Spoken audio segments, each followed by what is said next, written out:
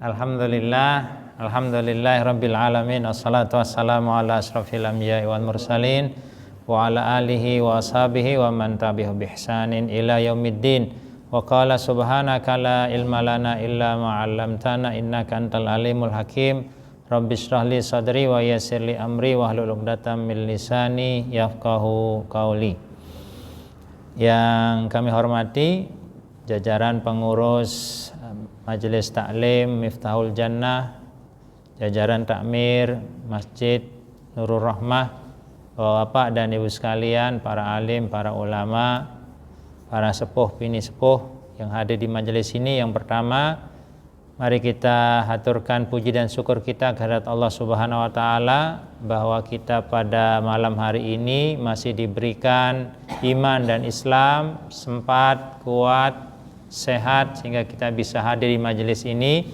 Tentunya kita berharap majelis ini menjadi wasilah bagi kita semua untuk harapan gugurnya dosa dan kesalahan kita sejauh perjalanan kita menuju tempat ini, menjadi wasilah dari turunnya rahmat Allah Subhanahu wa taala kepada kita, dan menjadi wasilah yang menjadikan Allah bangga dan menyebut-nyebut nama kita di depan makhluk-makhluk yang lainnya kelak di hari kiamat. Amin ya rabbal alamin. Selawat dan salam mari kita sama-sama haturkan kepada junjungan Nabi Agung Muhammad sallallahu alaihi wasallam, kepada para keluarga, sahabat serta seluruh pengikutnya termasuk kita di dalamnya. Semoga Allah karuniakan kepada kita semua keistiqomahan untuk menjadikan beliau sebagai teladan dalam kehidupan kita sehari-hari. Amin. Mari kita doakan saudara-saudara kita yang hari ini sedang sakit, semoga Allah angkat penyakitnya dan beri kesembuhan. Saudara-saudara kita yang rezekinya sempit, semoga Allah lapangkan rezekinya dan beri keberkahan. Anak-anak kita, pasangan kita, mari kita doakan menjadi salih dan salihah yang akan menemani kita di surganya Allah kelak. Dan kita yang hadir di majelis ini semoga mendapatkan husnul khatimah. Amin ya rabbal alamin. Baik, Bapak dan Ibu sekalian, bagaimana kabarnya malam hari ini? Sehat semua nggih? Saya boleh berpantun? Bunga mekar di perbukitan, sawah luas di perdesaan. Bapak dan Ibu yang merasa diri tua, silahkan mencari sandaran agar nyaman dalam pengajian. Sudah ya. Baik, pada malam hari ini kita akan mengupas satu ayat bagian terakhir dalam surat Muzammil. Ayatnya panjang tapi saya ambil tengah sampai akhir. Muzammil itu artinya apa Bapak dan Ibu? Muzammil sama seperti Muddathir. Cuman Muzammil ini dia berselimut untuk meraih ketenangan atau kenyenyakan dalam tidur. Ya, kemul dalam rangka untuk pokoknya tidur dengan nyaman. Kalau mudathir itu berselimut juga artinya, cuman berselimut dalam arti menghindar dari masalah. Jadi nanti teorinya mudathir itu adalah teori agar kita tidak stres. Atau ketika kita membaca ayat 1 mudathir sampai ayat 10, itu teori untuk mengusir stres. Ada yang hafal 1 sampai 10? Ya ayyuhal muddathir kum fa'anzir wa rabbaka fakabbir wa thiyabaka fatahhir wa rujza fahjur wa la tamnun tastakthir wa li rabbika fasbir. Itu teori orang kalau kepingin terhindar dari stres. Gimana? Yang pertama itu kum fa'anzir. Jadi jangan diam, bangun, segera sadar. Itu satu. Jadi kalau ada orang berada dalam tekanan, dibangunin dia. Ya, atau kalau kita punya banyak masalah, jangan diam. Itu satu. Ya, fa'anzir. Ya, kamu komunikasi, kamu ngomong, jangan disimpan dalam hati. Itu teorinya, ya. Kemudian pastikan masalahnya apa. Fa'anzir semacam itu. Jadi dia harus tahu masalahnya apa. Ya, dipastikan masalahnya itu yang menyebabkan dia terjatuh itu apa. Kemudian ya, fa'anzir wa rabbaka fakabbir. Ketika kita sudah tahu masalah, baru ngomong kepada Allah. Besarkan Allah karena Allah yang maha besar. Ampun ngomong ke samping dulu. Tidak selesai masalahnya. Nanti bisa jadi tambah masalah runyam. Jadi ngomongnya kemana? Wa rabbaka fakabbir. Besarkan Allah. Allah maha besar, masalah Anda tuh kecil. Ya, ngomong sejujurnya kepada Allah. Wa rabbaka fakabbir wa thiyabaka fatahhir. Penampilanmu walaupun kamu punya masalah, perbaiki. Jangan bermuka kusut, mandi, pakai pakaian yang bagus, pakai harum-haruman, itu punya pengaruh. Wa thiyabaka fatahhir. Lawang orang jual barang haram saja penampilannya keren, ya enggak? Keren walaupun barang haram, percaya diri jadinya itu. Jadi kalau ada punya masalah, kok penampilannya kusut, ya tambah masalah. Jadi percaya diri, perbaiki penampilan. Berapa sudah itu? Satu apa tadi? Pastikan tahu masalahnya. Dua, lapor ke Allah, ngomong. Allah maha mendengar. Allah maha memberi solusi. Ya, wa thiyabaka fatahhir. Perbaiki penampilan kamu. Ya, perbaiki penampilan kamu. Walaupun banyak hutang, bingung nih, orang isang angsur, udah penampilannya diperbaiki. Paham nggih? Biar jadi semangat untuk bagaimana cara mencari duit untuk membayar. Ya. Kemudian apa berikutnya? Warujza fahjur. Kamu jangan mengulangi sesuatu yang menyebabkan kamu terjerumus.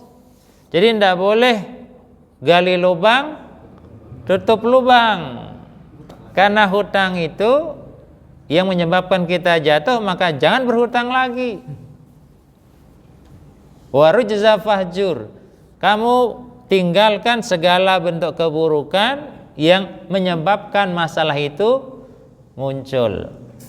Misalkan tiduran pagi misalkan sering menjadikan kita tidak semangat. Ya jangan tiduran pagi. Contoh sederhana. Pokoknya pastikan kita tahu apa penyebab munculnya masalah. Pastikan itu. Sholat misalkan kok orang tahu khusyuk. Nek sholat Allahu Akbar ingat warna-warna. Pastikan itu, ya, penyebab Anda ingat warna-warna itu apa? Ya, dipastikan itu. Warujza fahjur. Terus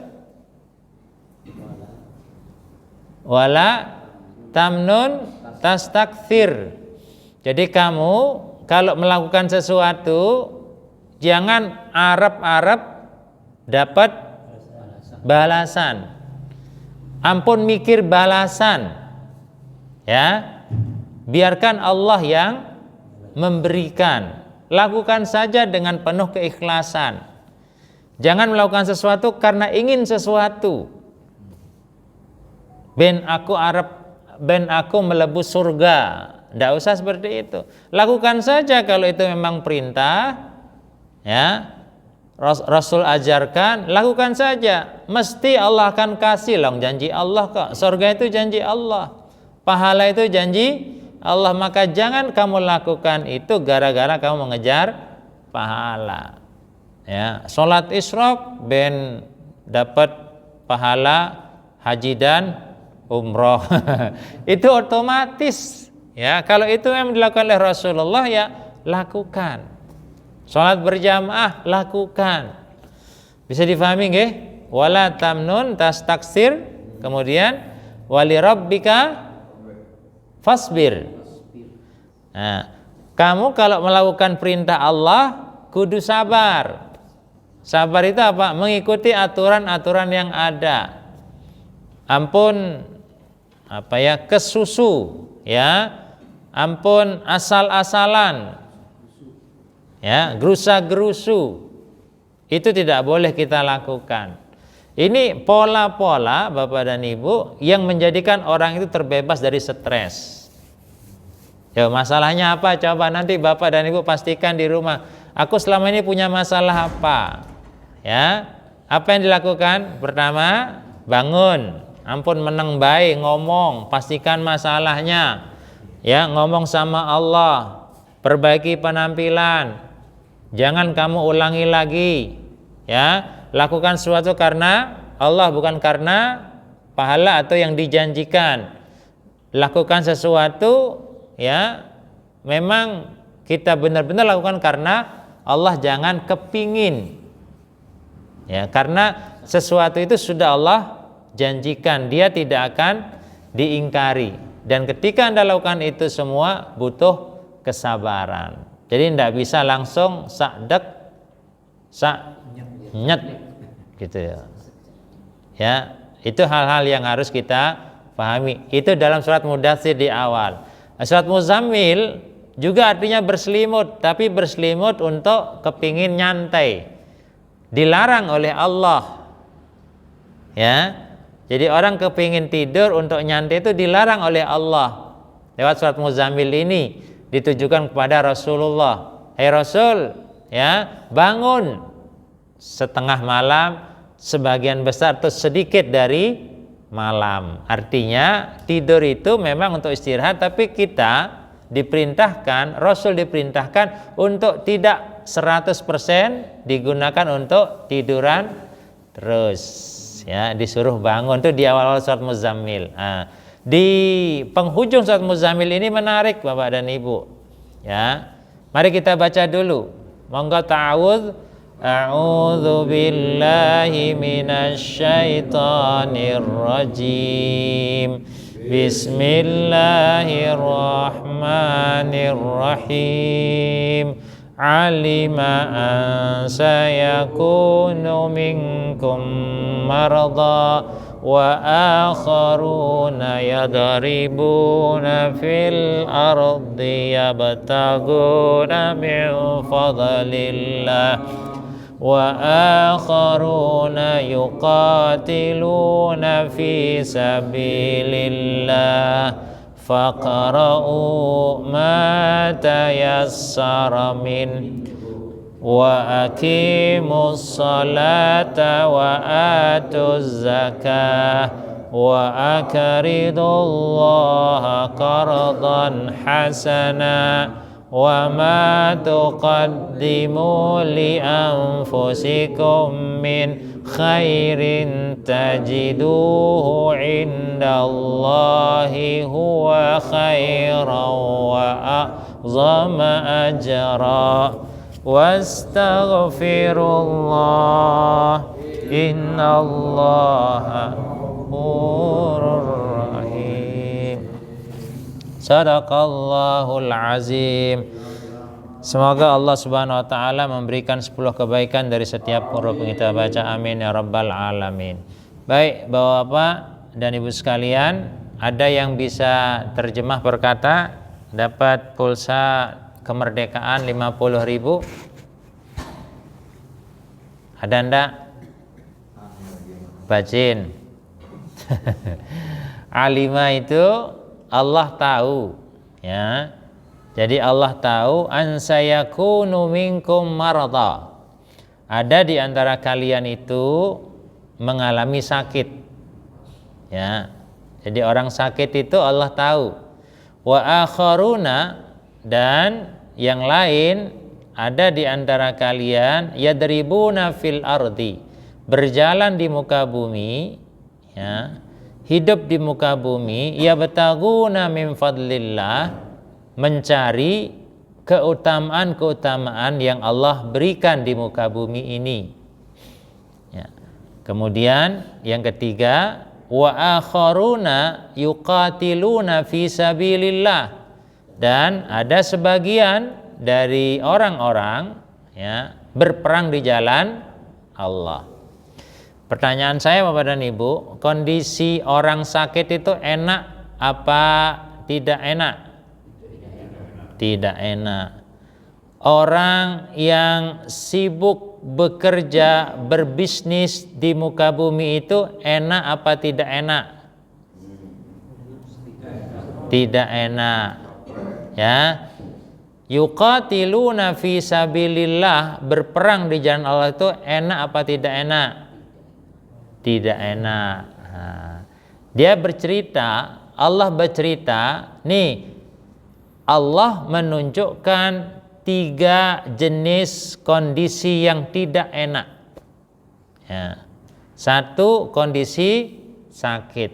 Siapa yang pernah sakit COVID di sini? Ya, rasanya bagaimana ketika sakit COVID? Deg-degan, khawatir, membutuhkan sesuatu,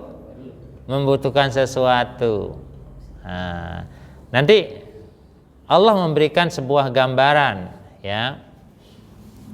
Ini mau mati ya, batunya jangan sewa.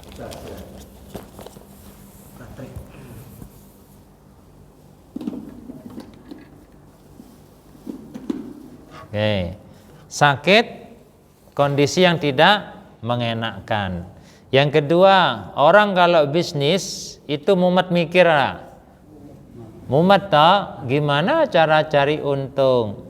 Saingannya semakin banyak, ya, zamannya online. Jualan bisnis offline banyak tantangannya, ndak ada yang membeli dan seterusnya, ya. Wa akharuna yuqatiluna fi sabilillah, dan orang yang sedang berperang. Kira-kira ada kekhawatiran enggak? Mbok-mbok ada panah, mbok-mbok ada granat, mbok-mbok ada bom. Iya apa enggak? Di sini yang jadi tentara siapa? Enggak ada ya. Situasi mati itu bisa saja terjadi kapanpun dan dimanapun. Ya. Nah, orang kalau sakit, kekuatan dirinya itu tidak ada, stres bisa cepat mati. Orang kalau bekerja di tengah-tengah tekanan bisnisnya, ya bisa hancur juga. Orang kalau berperang, kalau tidak kuat jiwanya, ya melarikan diri dia. Nah, coba lihat bagaimana para pejuang kita dulu, Bapak dan Ibu. Ya, senjatanya apa? Bambu runcing. Lawannya siapa? Meriam Bellina, ya. Iya, kalau Meriam Bellina ini lawan nyaman. Ini Meriam. Ya, coba. Kenapa mereka bisa berani? Ya, ini yang harus kita lihat. Kok bisa seperti itu? Pakai senjata api lawannya, dia cukup pakai bambu runcing. Padahal hanya berapa meter, sementara musuhnya di depan pakai senjata. Tapi kenapa para pahlawan itu berani melawan itu semua? Pernah kepikir enggak Bapak dan Ibu? Ya. Nah, ini kita lihat sekarang apa yang menyebabkan itu bisa berlangsung. Karena benar. Apa ya? Kalau kita jadi pahlawan, kira-kira kita merdeka enggak Bapak? Hah? Kalau kita hidup di zaman dulu, karakter kita sekarang ini, kira-kira negara kita merdeka enggak? Urung. Keton lah. Suruh mangkat pengajian aja. suruh kerja bakti saja. Males. Ya. Nah, maka ini teori yang Allah kasihkan kepada kita, gimana cara agar orang sakit itu kuat, gimana cara orang-orang pebisnis itu mampu untuk maksimal dalam usahanya, bagaimana cara orang berperang itu benar-benar memiliki keberanian yang sangat kuat. Nah, ternyata rahasianya Bapak dan Ibu ya dijelaskan oleh Allah. Yang pertama adalah faqra'u ma tayassara minhu. Jadi kita diperintah untuk mempelajari Al-Qur'an. Ya. Jadi faqra'u di sini bukan hanya membaca biasa, tetapi memperdalam isi dari Al-Qur'an. Kenapa memperdalam isi dari Al-Quran bisa menumbuhkan kekuatan pada diri seorang? Karena di dalam Al-Quran itu jelas, ya, kalau Allah katakan dia sebagai petunjuk, dia sebagai penjelas, dia sebagai rahmat, dia sebagai penyembuh, ya, dan banyak lainnya. Ya, jadi catatannya kalau kita ini sering mau mempelajari Al-Quran, maka yang muncul adalah kekuatan dalam jiwa kita. Jadi tidak cukup membaca, dipelajari. Coba nanti Bapak Ibu bisa merasakan bagaimana kemampuan kita, ya, ketekunan kita mempelajari Al-Quran itu mampu untuk membentuk karakter dalam diri kita. Ya. Memang kenapa bisa seperti itu? Karena Quran memang diturunkan untuk memberi kekuatan. Bahasa sederhananya ruh. Nanti kita lihat Al-Qur'annya. Jadi Quran itu dihadirkan sebagai ruh. Ruh untuk apa? Jasad kita ini, fisik kita ini. Ya. Jadi hidup itu kan terdiri dari fisik dan ruh, jasad dan ruhani.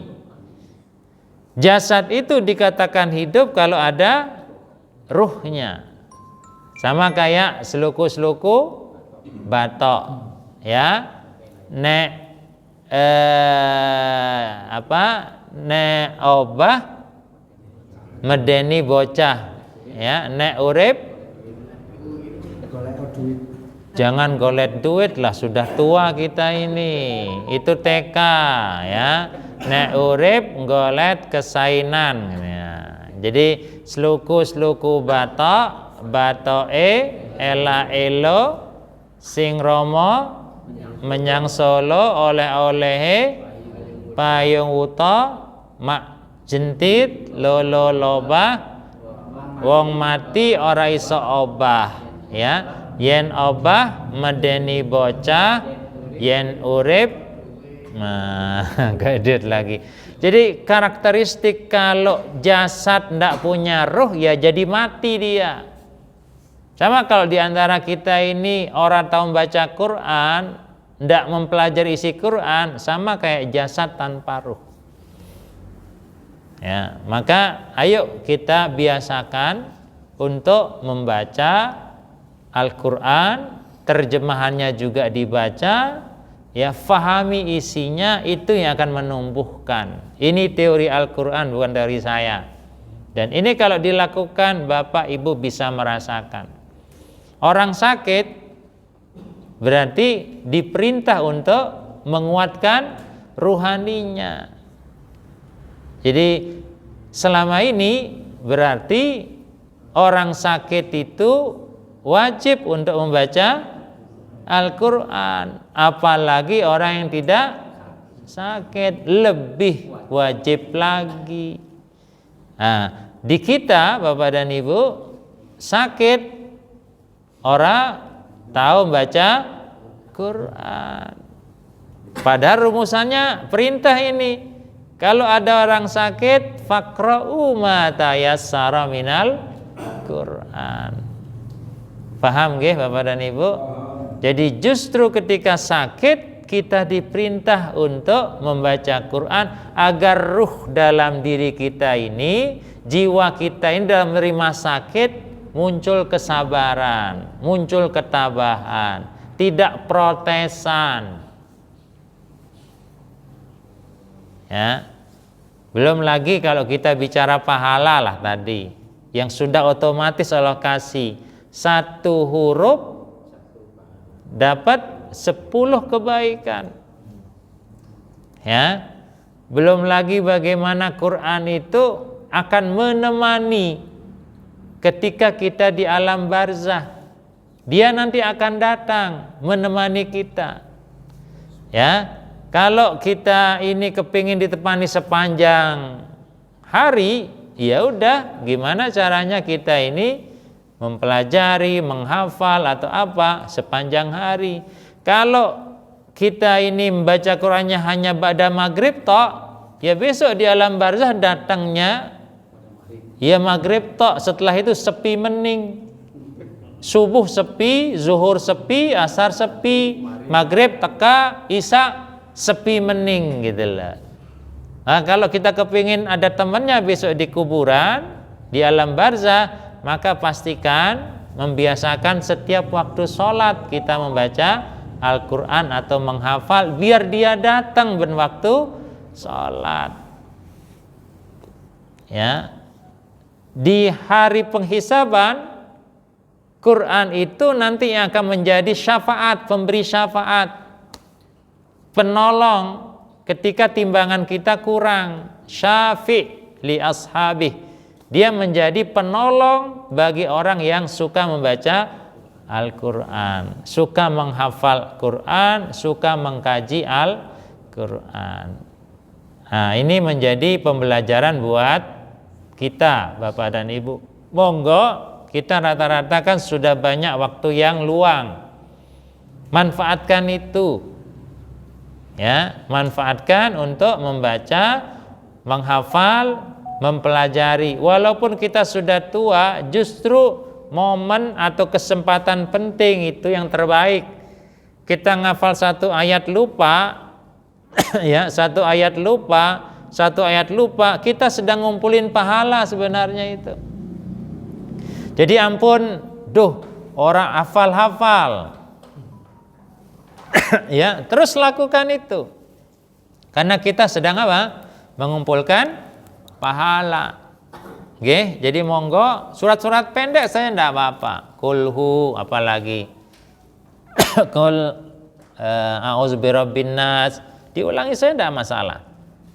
Saya di rumah misalkan sama keluarga, kalau ba'da maghrib itu mesti melafalkan surat Al-Muluk bareng-bareng. Kalau ba'da subuh ya An-Nas, Kulhu, ya, rutin itu. Untuk apa? Bahasa sederhananya untuk mengumpulkan kekuatan di dalam rohani kita. Nah, nanti coba dilatih ya, sendiri monggo, bersama keluarga juga monggo, dilatih untuk apa? Menghafal surat-surat yang sifatnya pendek. Atau misalkan di sini sebelum pengajian dimulai, misalkan urut, misalkan minggu pertama surat ini ya, minggu kedua surat ini.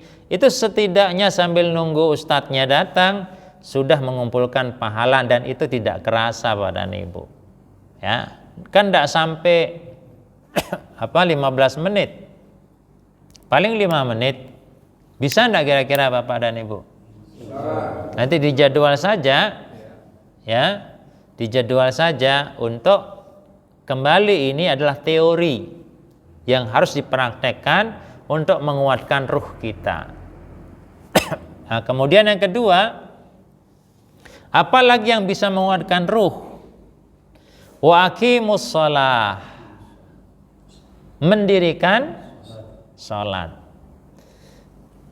Jadi bukan melaksanakan salat kalimatnya, mendirikan salat. Apa beda melaksanakan dan mendirikan?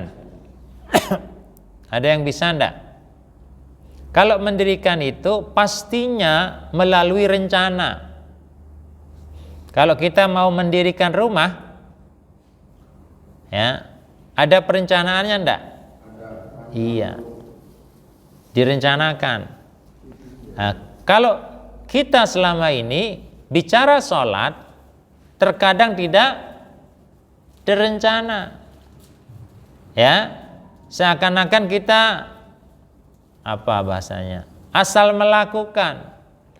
Lihat pakaiannya, jamnya, tempatnya, gitu ya. Maka mari kita benahi. Kalau kita kepingin semangat hidup itu tetap muncul, ya, caranya adalah merencanakan untuk melaksanakan sholat. Nah, di sini kalau Jumatan itu banyak ndak yang tidur? Kalau lagi Jumatan, ya.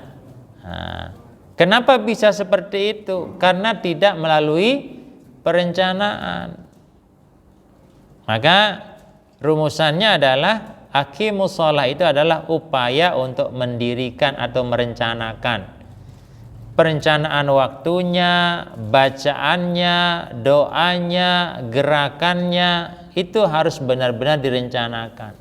Kalau kita bicara merencanakan berarti kita harus punya ilmunya, punya hitungannya. Bicara kalau kita bangun rumah atau perencanaan rumah. Kalau dalam sholat berarti harus punya ilmunya.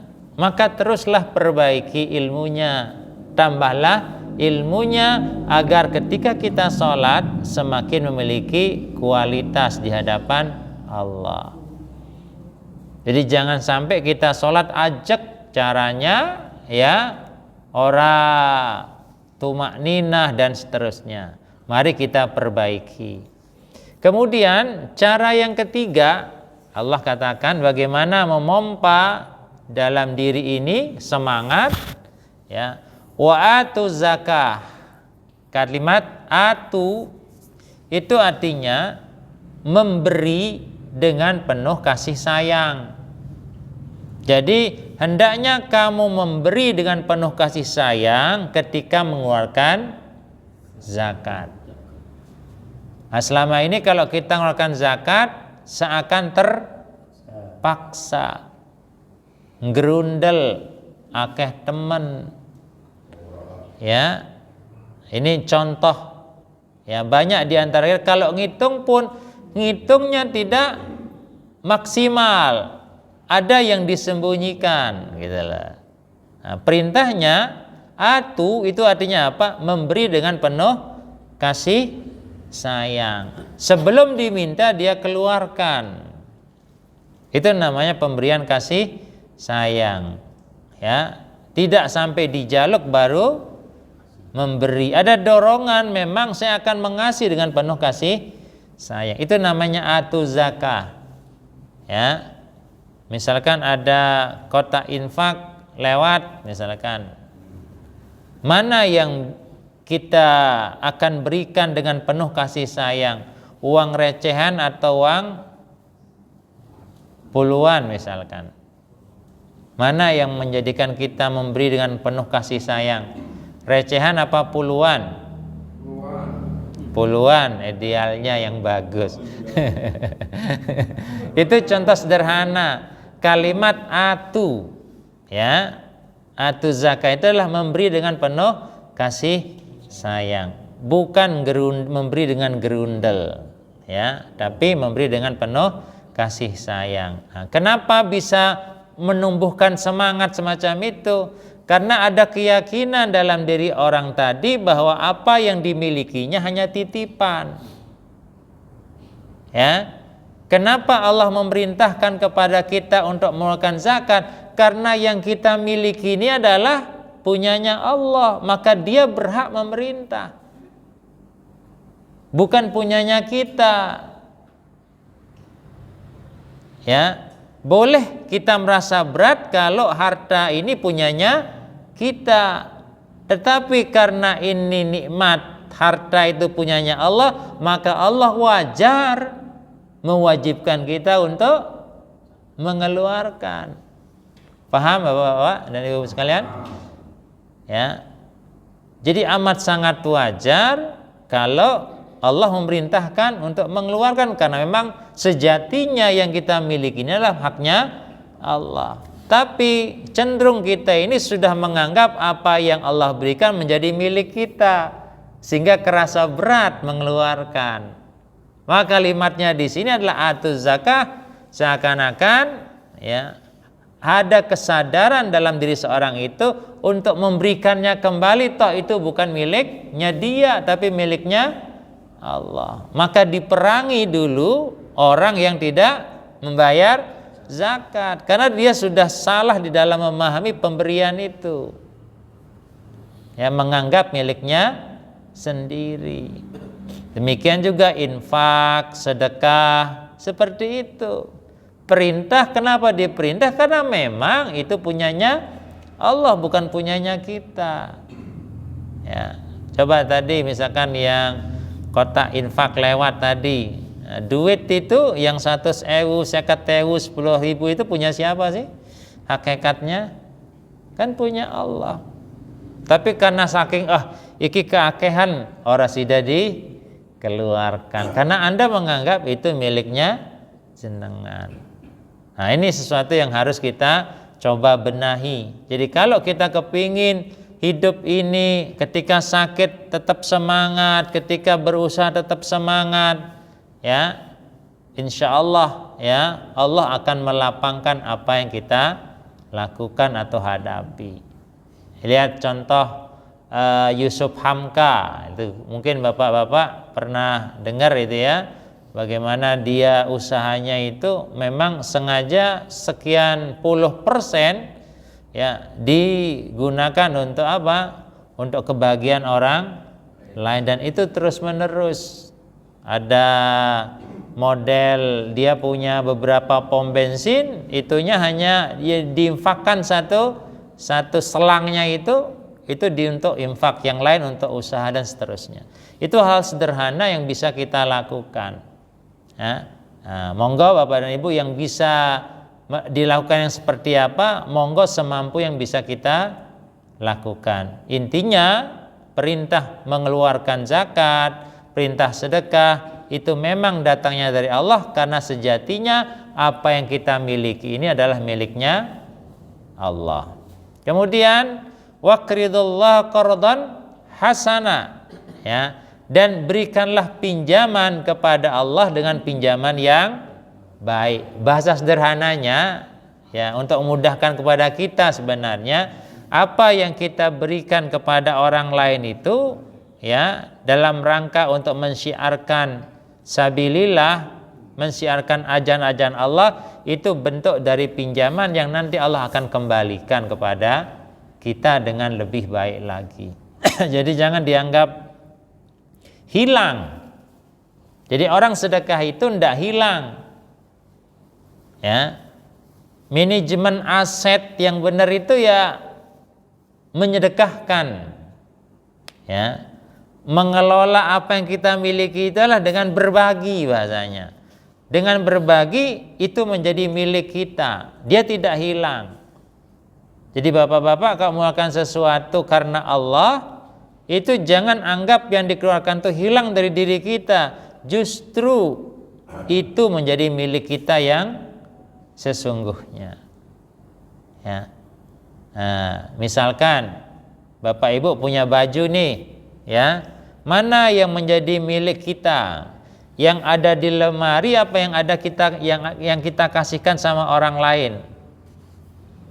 Yang kita kasihkan sama orang lain. Yang di lemari ya hanya sebatas kita pakai saja. Ya.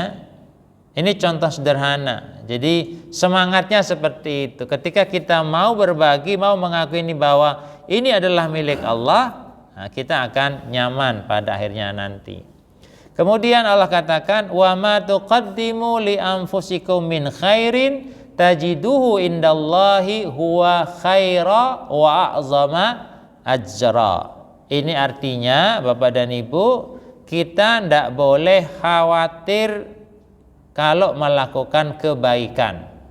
Karena kebaikan yang kita lakukan pasti Allah akan tunjukkan atau balas kembali. Ya. Jadi kewajiban Allah lah yang membalas kebaikan itu. Jadi ampun menjadi beban di kita, aku kok begini tapi hasilnya kok tidak maksimal. Jangan seperti itu. Berbuatlah sebaik mungkin. Sekiranya kamu berbuat baik tapi tidak dianggap oleh orang lain, pastikan yang di langit telah mencatat apa yang kamu lakukan berupa kebaikan. Jadi standarnya bukan manusia tetapi Allah. Jadi statusnya apa bunyinya tadi? Sekiranya kebaikanmu tidak dianggap oleh orang lain, pastikan Allah telah mencatat kebaikan yang kamu lakukan. Itu prinsipnya. Ya, jadi wa ma tuqaddimu li anfusikum min khairin tajiduhu indallahi huwa khaira wa a'zama ajra. Dia mendapat kebaikan dan kebaikan yang Allah berikan itu lebih besar dari apa yang kita lakukan. Nah, kemudian ada perintah wastaghfirullah, dan mintalah kalian ampun kepada Allah. Standar, ya. Kenapa kita harus istighfar? Karena potensi kita berbuat dosa itu pasti ada. Maka beristighfarlah, dan Rasul pun mencontohkan kurang dari 100 kali dalam sehari Rasul beristighfar. Padahal sudah dijamin masuk surga. Lah kita, saya yakin istighfar kita tidak sampai angka 100. Termasuk saya belum pernah istighfar sehari sampai 100.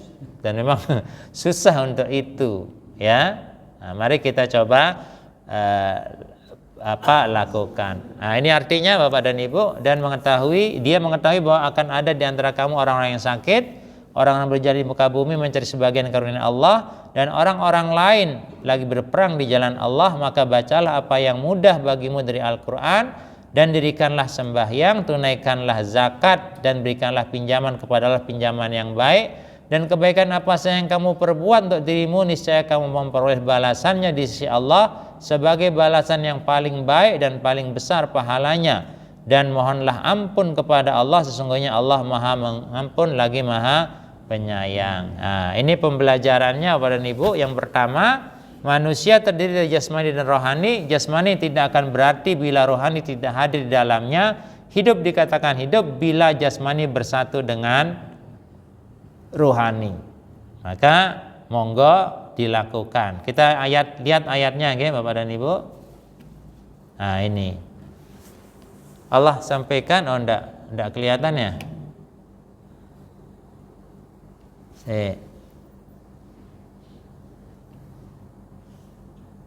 Enggak jalan dari tadi ya?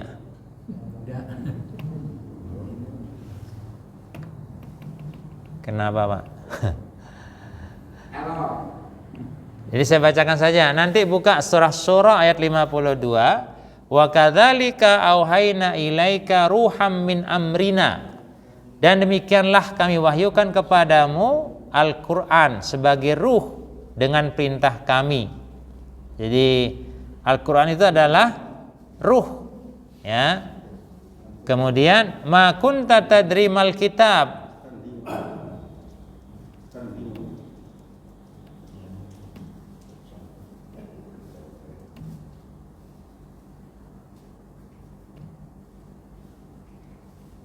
Tidak bisa kelihatan ya.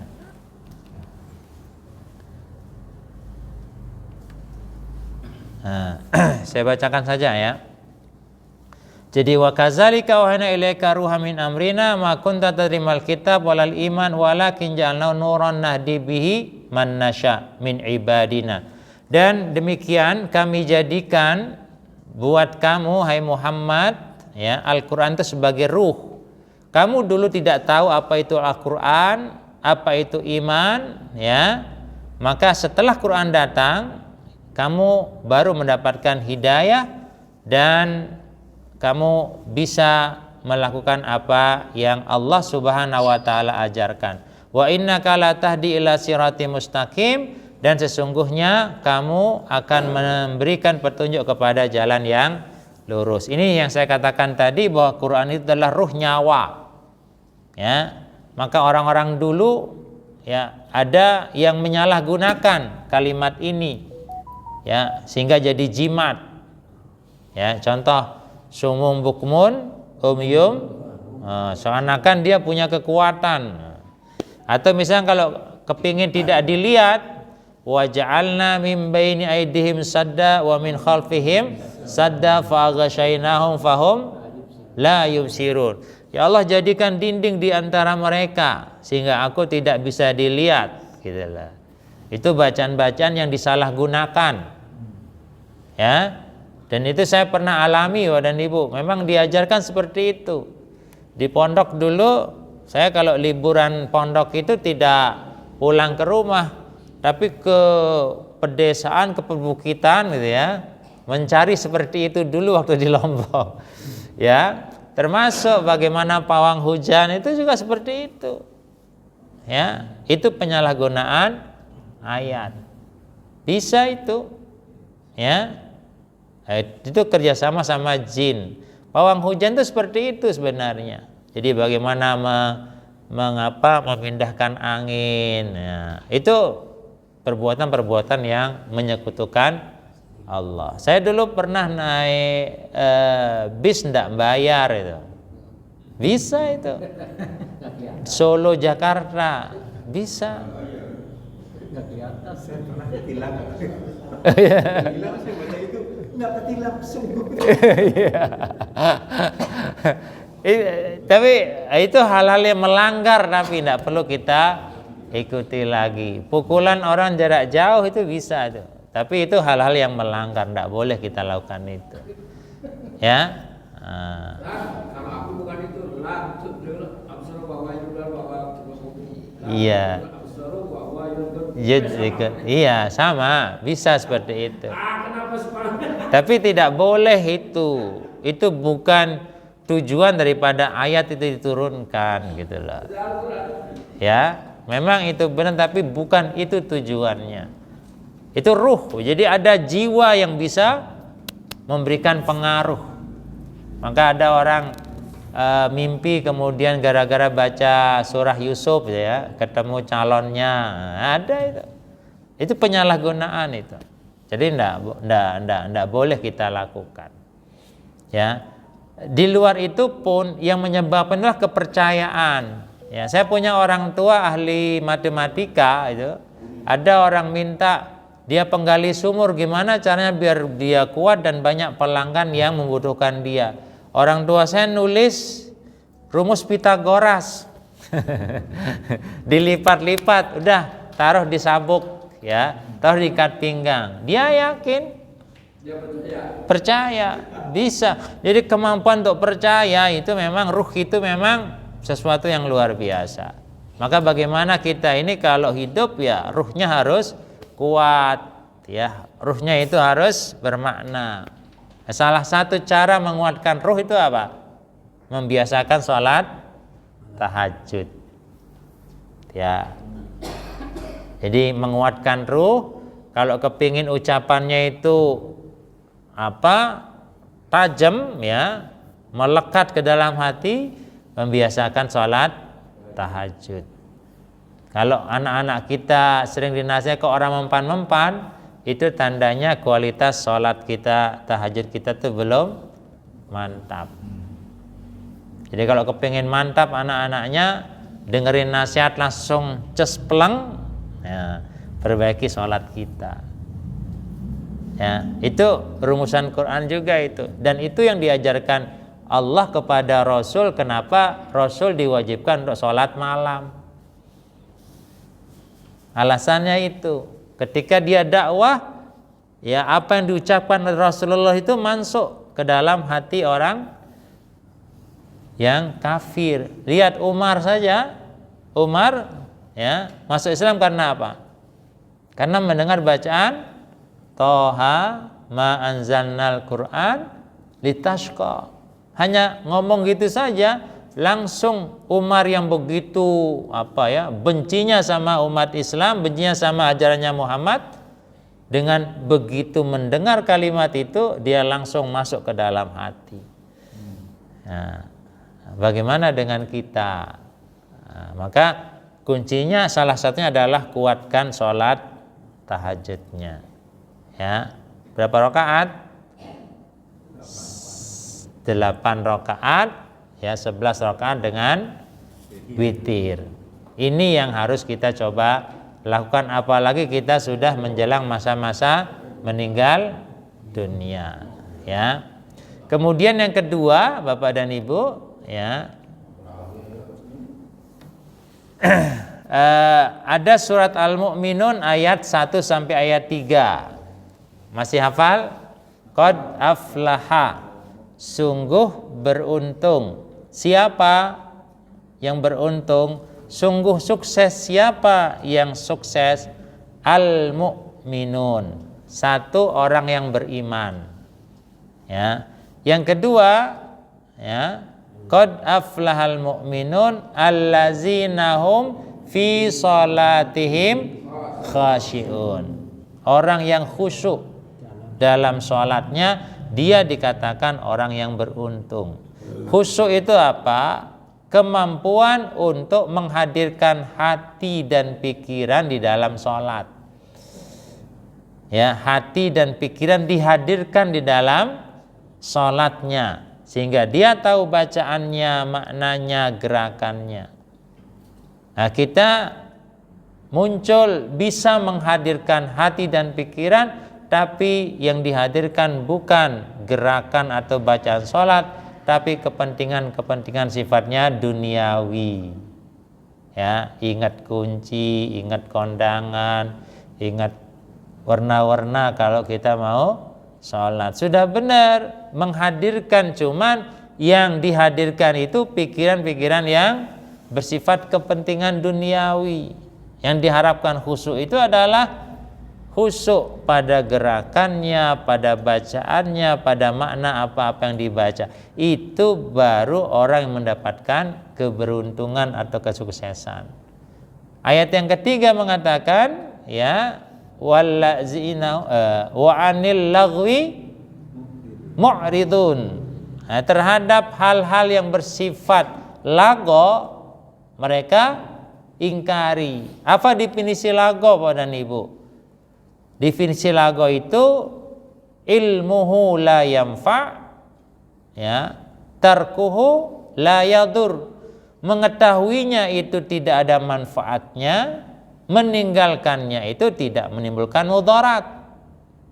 Sekali lagi apa? Mengetahuinya itu tidak bermanfaat, ya, meninggalkannya tidak ada mudarat. Contoh, nonton sinetron. Ya, apa sih judul sinetronnya? Ceritanya apa? Apa manfaatnya? Ada apa enggak? Dolanan catur. Enggak ada. Dolanan catur. Ya. Ada manfaatnya? Tidak ada. Meninggalkannya tidak menimbulkan mudarat. Tidak menonton sinetron jadi apa gitu? Enggak toh. Maka itu tandanya adalah perbuatan-perbuatan yang lago. Ya, banyak di kehidupan kita itu, Bapak dan Ibu. Ya. Jadi kalau kita kepingin menjadi orang yang sukses, pastikan wa 'anil lagwi mu'ridun. Ya, pengajian ngantuk, kondangan ora misalkan. Ngaji ngantuk, dengar dangdutan ora, ya. Itu contoh sederhana lah. Jadi bagaimana kita ini mempola, ya, agar benar-benar yang sifatnya lago itu kita tinggalkan, baru kita dinamakan orang-orang yang sukses, orang yang beruntung. Jadi beriman, sholatnya khusyuk, dan meninggalkan yang sifatnya lago. Ya, itu. Kemudian yang ketiga, ya, dalam catatan pelajaran hidup dalam ayat ini, sedekah, ya tadi lizakati tadi ya.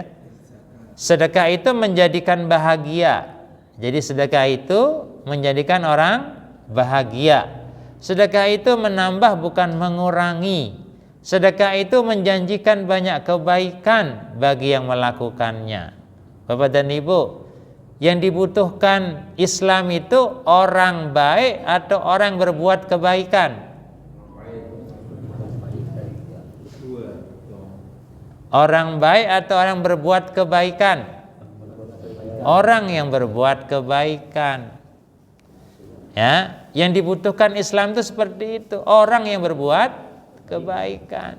Karena jelas dia akan memberikan manfaat. Banyak orang baik tapi tidak berbuat kebaikan. Jadi yang dibutuhkan oleh Allah itu adalah, yang dibutuhkan oleh umat Islam itu apa? Orang yang berbuat kebaikan.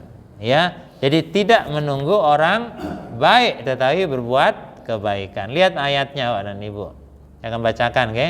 A'udzubillahi minasyaitonirrajim. Wa anfiqu fi sabilillah wa la tulqu biaidikum ila tahlukah wa ahsinu innallaha yuhibbul muhsinin. Al-Baqarah 195. Innallaha yuhibbul muhsinin.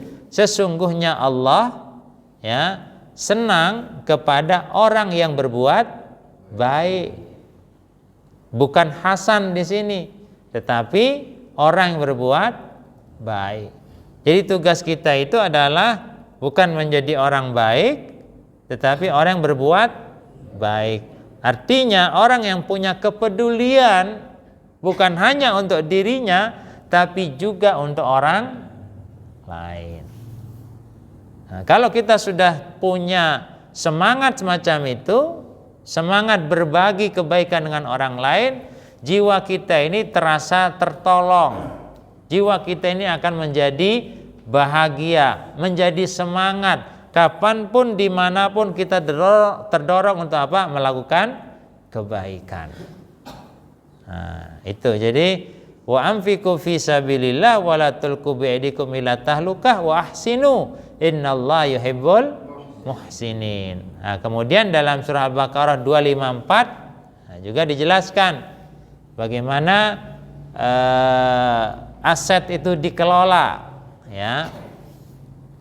Allah katakan auzubillahi minasyaitonirrajim 254 Al-Baqarah, ya ayyuhallazina amanu anfiqu mimma razaqnakum min qabli ayyatiya yaumun la bai'un fihi wala khullah wala syafa'ah wal kafiruna humuz zalimun.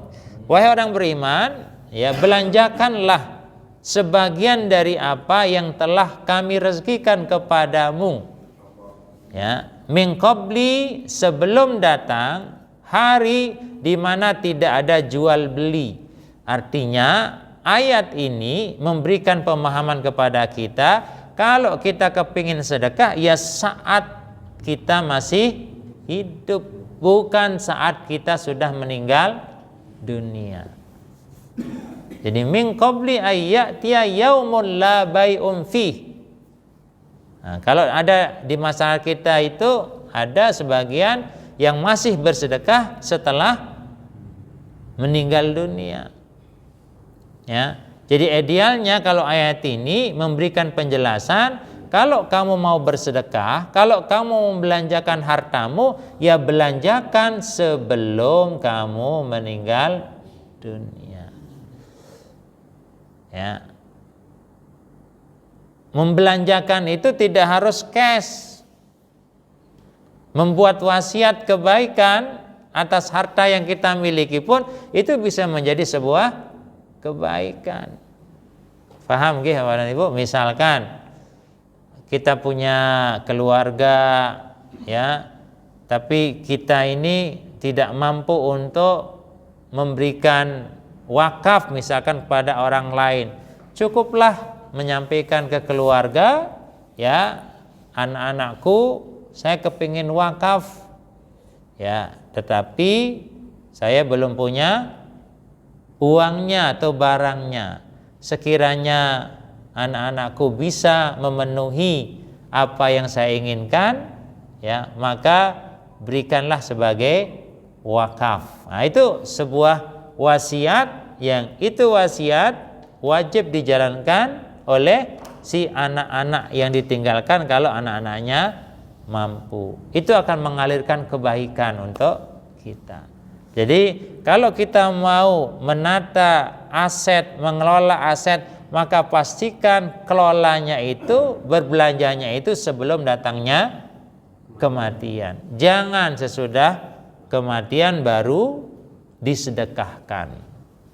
Ini contoh dalam ayat ini, ya. Kenapa seperti itu? Karena di hari kiamat sudah tidak ada peluang untuk jual beli, ya. Sudah tidak ada peluang untuk saling memberikan bantuan, ya. Peluangnya itu hanya ketika kita masih hidup di dunia, ya. Jadi mumpung masih hidup, mari kita sama-sama pastikan bahwa peluang untuk membelanjakan sebagian dari apa yang Allah berikan itu kita lakukan ketika kita masih hidup, ya. Wal kafiruna humuz zalimun. Adapun orang-orang yang ingkar, ya, maka mereka termasuk orang-orang yang zalim. Artinya apa? Tidak mau melaksanakan apa-apa yang Allah berikan kepada kita, tidak kita sedekahkan, berarti kita termasuk ke dalam orang-orang yang kafir atau ingkar terhadap apa yang Allah berikan kepada kita. Maka mari Bapak dan Ibu sekalian, semangat itu ternyata bisa tumbuh, ya. Semangat itu ternyata bisa dikelola, ya. Kalaupun hilang bisa dibangkitkan kembali, ya. Itu yang harus kita fahami dari surah Al-Muzammil ini. Nah, teorinya yang pertama, bagaimana membangkitkan semangat itu dengan mempelajari Al-Quran, karena Quran itu adalah ruh, nyawa, ya. Yang kedua, mendirikan sholat, ya. Mendirikan sholat berarti merencanakan tempatnya, pakaiannya, caranya, dan seterusnya, ya. Dan diantara sholat yang utama tadi setelah sholat fardu adalah sholat tahajud. Itu yang menjadikan perkataan orang itu bahasa Jawanya mandi, ya, bermanfaat, punya kekuatan, ya. Nah, itu yang kedua sholat. Yang ketiga adalah zakat atau memberi dengan penuh kasih sayang. Kenapa harus seperti itu? Karena hakikat harta yang kita miliki ini adalah milik Allah. Jadi Allah wajar untuk memerintahkan kita mengeluarkannya, ya. Kalau itu milik kita, bisa saja kita tolak karena milik kita harta itu, tetapi harta sesungguhnya adalah milik Allah, maka wajar kita harus mau untuk mengeluarkannya. Kemudian lain itu adalah memberikan pinjaman, bantuan karena Allah, ya. Nah, kemudian tidak boleh khawatir melakukan apa? Ragam kebaikan. Kebaikan apapun yang kita lakukan, pasti Allah akan tunjukkan kepada kita kembali di hari akhir nanti. Dan terakhir, jangan, ya, lupa untuk perbanyak istighfar. Walaupun kita sudah berbuat baik, walaupun kita tidak berbuat dosa, membaca istighfar itu menjadi amaliyah yang dapat menguatkan ruh kita, ya, yang dapat memberikan solusi atas masalah-masalah yang kita hadapi dalam keseharian kita. Saya kira itu. Mungkin ada pertanyaan dari Bapak dan Ibu. Monggo, masih ada waktu 10 menit. Aku. Saya dulu ya. Oke. Assalamualaikum warahmatullahi Waalaikumsalam. Tadi disebutkan bahwa Al-Quran itu menjadi ruhnya orang Islam, ya Pak. Sekarang hukumnya kalau orang Islam tidak bisa membaca Quran, Pak. Orang Islam tidak bisa membaca Quran, apakah sholatnya, ibadahnya itu tetap diterima, Pak? Mohon penjelasannya. Ya. Jadi apakah orang Islam yang tidak bisa baca Quran sholatnya, ibadahnya diterima atau tidak? Kembalikan lagi kepada kita. Pertanyaannya adalah, ndak bisanya itu karena dia ingkar atau memang karena memang dia berusaha tapi tetap tidak bisa?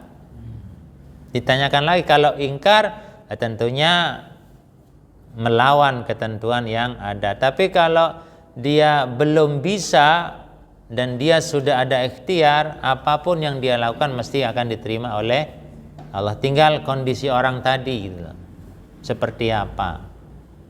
Ya, Allah akan melihat proses dari orang tersebut. Kalau dia berproses menuju, maka apapun yang dilakukan senilai dengan apa yang dia miliki saat ini. Tapi kalau benar-benar ingkar, ya, maka itu yang akan nanti menjadikan ibadahnya itu akan tertolak oleh Allah. Karena mengetahui Quran itu adalah bagian dari kewajiban menjadi seorang muslim. Kenapa? Karena di dalamnya ada petunjuk.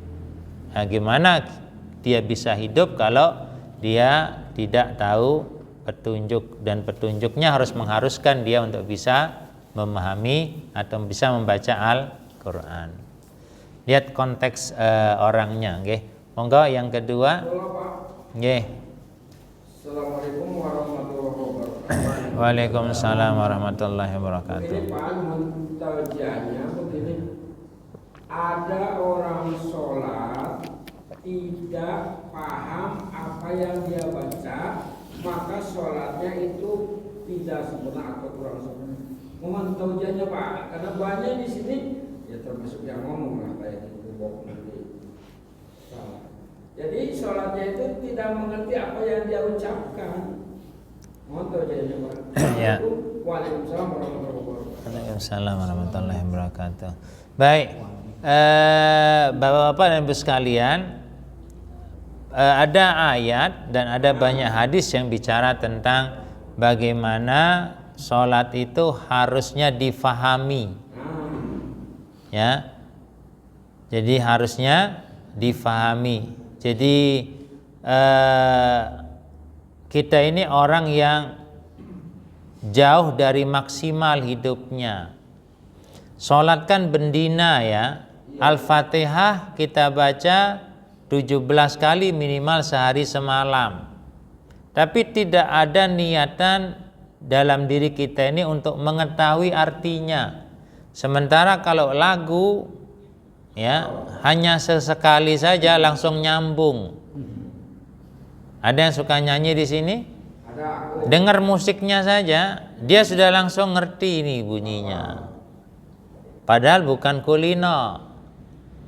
Ya. Jadi masalah di kita ini adalah masalah pada semangat.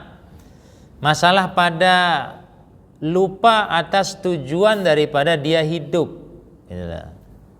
Maka ayo saya mengajak bapak-bapak mbok yao, ya, secara bertahap, ya, memastikan atau membuat klasifikasi, misalkan apa yang kita baca dalam sholat A sampai Z.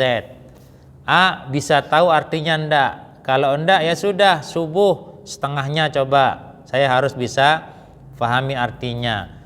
Zuhur nanti saya ulangi lagi apa yang saya bisa di subuh tadi. Ya, selama 1 hari diulang-ulang, insya Allah jadi bisa. Cuman kan persoalan di kita tidak ada kemauan untuk bisa, sehingga sampai tua, ya, kita nyepelek ke itu dan benar-benar menjadi tidak bisa. Coba doa di antara 2 sujud bareng-bareng, ayo 2, 3 dengan artinya. Coba 1, Rabbighfirli,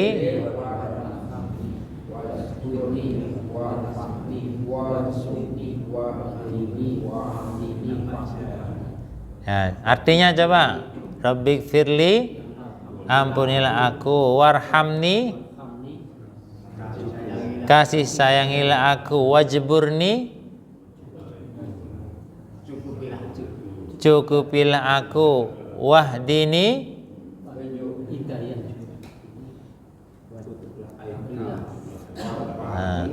Coba ketika kita membaca dan mengetahui artinya, kira-kira cepat enggak? Kalau kita membaca cepat apa lambat?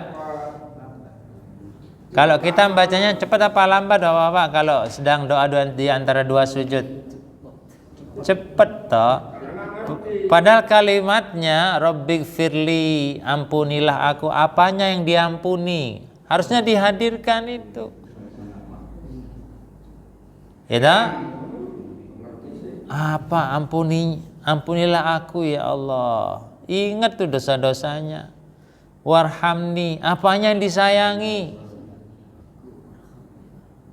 Ya. Wajburni, apanya yang dicukupin? Apakah hanya itu? Nah, itu hal sederhana gitu loh. Jadi di kita ini masalahnya bukan tidak bisa beneran, tapi karena kita tidak mau bisa. Maka mari kita benahi. Sholat itu sebagai tolak ukur Bapak dan Ibu sekalian. Kalau sholatnya baik, seluruh amaliyahnya menjadi baik. Kalau sholatnya buruk, amaliyahnya juga menjadi buruk.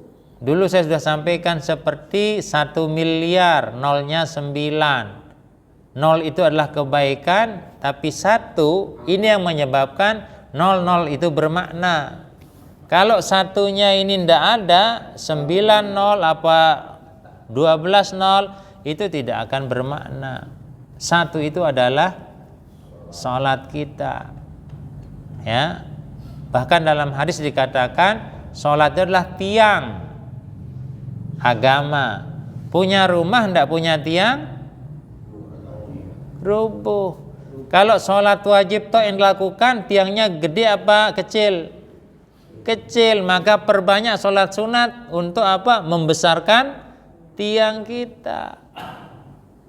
Jadi bangunan tidak punya tiang cepat rubuh, rusak apa yang ada di dalamnya. Nah, kalau kita kepingin punya kukuh bangunannya, ya tiangnya diperkuat, diperbesar gitu loh. Jadi jangan hanya sholat 5 waktu, jangan hanya rawatib, tapi sholat-sholat lainnya juga dilakukan. Itu gambarannya. Tinggal kita mau atau tidak, itu aja persoalannya. Ya, jadi monggo di sini ada tulisan apa? Bacaan sholat dan terjemah enggak? Belum ya. Saya ada materi apa? Ada pilihan bacaan plus terjemahnya untuk memberikan pemahaman. Besok saya share ya. Jadi untuk dibacalah nanti. Jadi bacaan iftitah itu ada berapa bacaan, tinggal kita pilih mana yang mau kita baca. Al-Fatihah, kemudian doa ruku, sujud. Besok kita sharekan ya ke Pak Lili. Besok saya share ke Pak Lili untuk teman-teman. Paling ada 2 lembar atau 3 lembar itu ya. Bacaannya sesuai dengan tuntunan Rasul ya. Saya kira itu Bapak-bapak dan Ibu-ibu yang bisa sampaikan. Semoga yang sedikit ini bisa memberikan tambahan ilmu kita, pencerahan buat kita, dan semoga ini menjadi wasilah agar kita mendapatkan husnul khatimah. Dan mari kita doakan semoga kita dan anak-anak kita menjadi orang-orang yang selalu mendirikan sholat 5 waktu, dan kita berharap semua mendapatkan husnul khatimah. Amin ya rabbal alamin. Assalamualaikum warahmatullahi wabarakatuh.